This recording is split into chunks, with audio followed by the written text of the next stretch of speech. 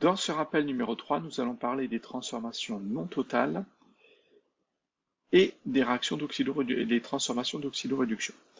Donc, on en a déjà parlé, donc on va le refaire rapidement. Les transformations totales, on aura XF se repérer quand XF sera égal à Xmax. Finalement, XF qui est l'avancement final sera égal à Xmax, l'avancement maximal, c'est-à-dire la valeur maximale que peut prendre l'avancement. Et finalement, donc, on va jusqu'à l'élimination totale de l'un des réactifs. Donc XF et Xmax, avancement final et maximal, avec le réactif limitant totalement consommé. Le ou les réactifs limitants, on peut en avoir plusieurs. Et donc on parle de transformation totale. Transformation non totale, ici, on va avoir XF qui va être inférieur strictement à Xmax, c'est-à-dire XF n'atteint pas sa valeur maximale, la réaction s'arrête avant que l'avancement ait pris sa valeur maximale. Donc ici, l'état final sera plus petit, le XF sera plus petit que l'Xmax. Et dans ce cas, on a non-consommation totale des réactifs, c'est-à-dire qu'il va rester des réactifs. Les deux réactifs vont être présents. S'il y a deux réactifs, tous les réactifs sont présents à la fin de la réaction, parce qu'on n'a pas été jusqu'à l'élimination complète. Donc une façon de repérer les réactions totales et non totales. Si XF égale Xmax, elle est totale, sinon, elle est non totale. Ce qui va être intéressant ici dans ce rappel, surtout, c'est les réactions d'oxydoréduction. Savoir ce que c'est une réaction d'oxydoréduction, se souvenir de ce que c'est, et de savoir les rééquilibrer. On partira d'un exemple un peu plus complexe que celui-ci, comme ça vous saurez tout rééquilibrer. Donc la demi-équation électronique, c'est-à-dire qu'en fait une réaction d'oxydoréduction est constituée de deux demi-équations, de deux réactions qui se produisent. Il va exister une réduction et une oxydation.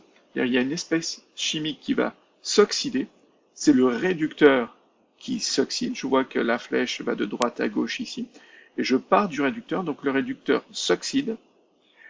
S'oxyder, c'est obtenir l'oxydant. Et c'est le réducteur qui se transforme en oxydant. Et l'oxydation, c'est finalement, c'est la libération d'électrons. Et la réduction, elle, ça va être capter des électrons. Et c'est l'oxydant qui se réduit, qui subit une réduction, parce qu'une réduction, c'est obtenir le réducteur.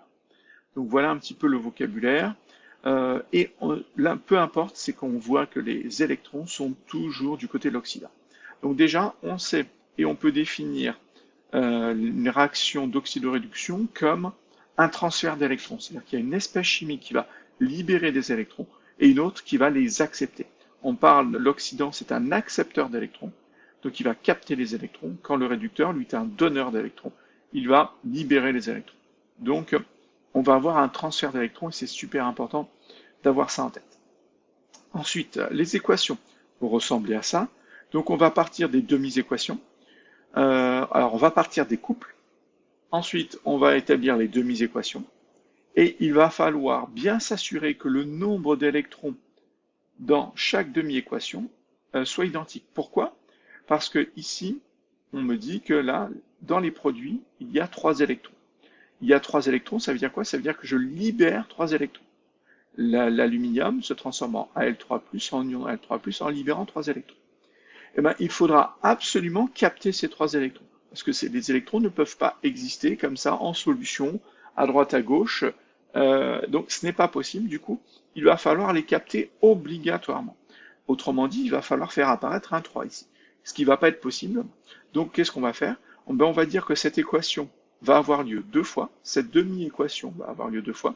C'est-à-dire que je vais avoir 2 aluminiums qui vont faire 2 ions aluminium et pas libérer 3 électrons, mais 2 fois 3 électrons, c'est-à-dire 6 électrons. Pendant que celle-ci aura lieu 3 fois, où les ions cuivre, 3 ions cuivre, vont capter 6 électrons, je vais multiplier tout par 3, pour former 3 ions cuivre, pas pour former 3 atomes de cuivre. Donc, et là, j'ai bien eu 6 électrons libérés, 6 électrons captés. Voilà pourquoi on met x2 ici, x3 ici. C'est-à-dire que cette réaction a lieu 2 fois, cette demi-équation a lieu 2 fois, quand celle-ci a lieu 3 fois. Et donc, j'additionne, donc c'est 2 fois l'aluminium, plus 3 fois les ions cuivre, qui donne 2 fois Al3+, plus 3 fois Cu. Et les électrons n'apparaissent pas dans l'équation bilan. Ça, c'est l'équation bilan, qui est la somme des demi-équations. Elle n'apparaît pas. Pourquoi ils n'apparaissent pas les électrons? Parce que c'est un transfert d'électrons. C'est-à-dire c'est lui qui a donné directement les électrons à lui, quand ils sont en contact, ici. Du coup, les électrons n'apparaissent pas. C'est juste un transfert. Je t'ai donné ça, et c'est parce que je t'ai donné ça que tu t'es transformé en cuivre. Et c'est parce que lui les a donnés qu'il s'est transformé en L3+. On va maintenant aller équilibrer des équations un tout petit peu plus compliquées et voir un peu de façon un peu plus complète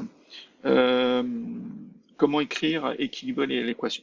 Donc je vais mélanger ici du fer, un morceau de fer, qui fait partie du couple Fe3 plus Fe, avec du permanganate de potassium, donc avec des ions permanganate. MnO4, Mn2+.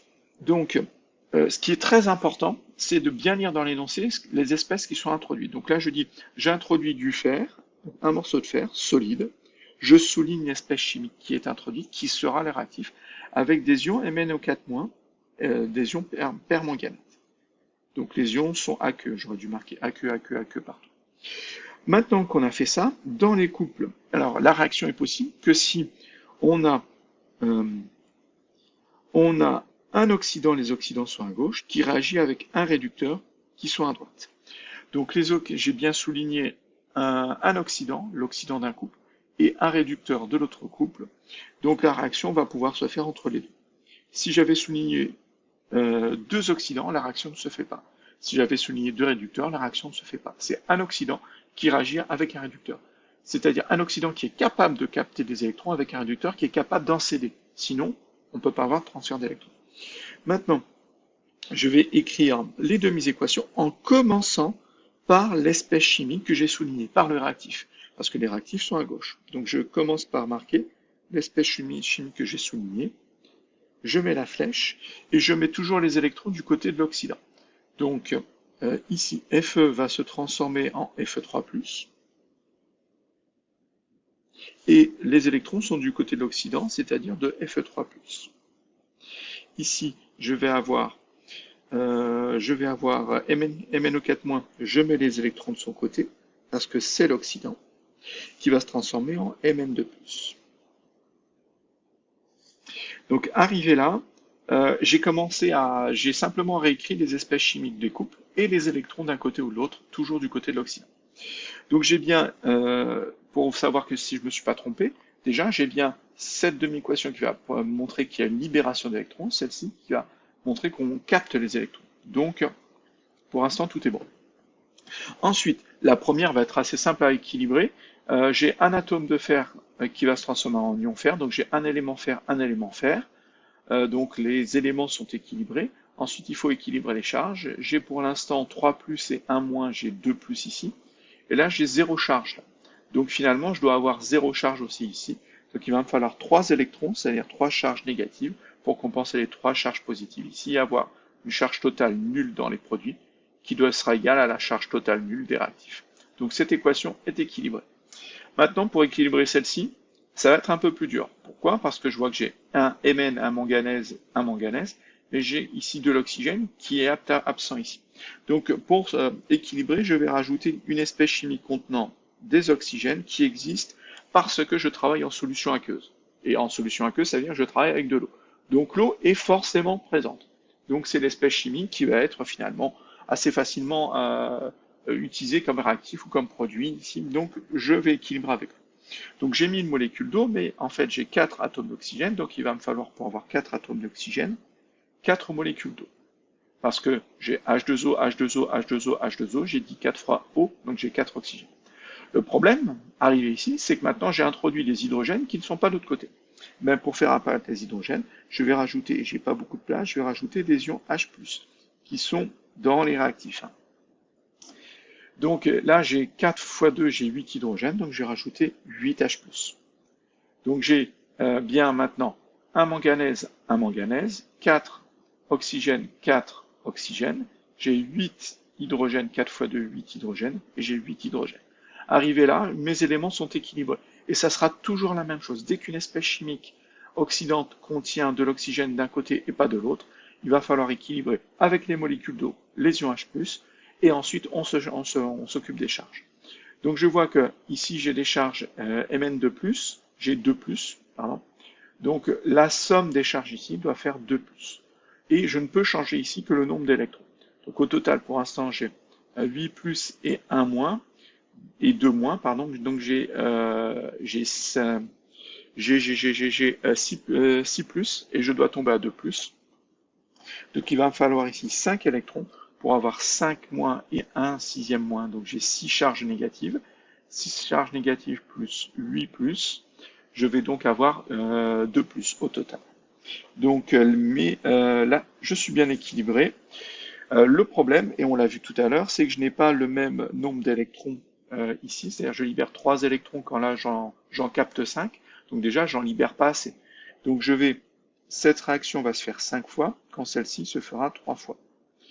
Donc attention, il faut ne pas oublier de tout multiplier par 5 en haut et tout multiplier par 3 en bas.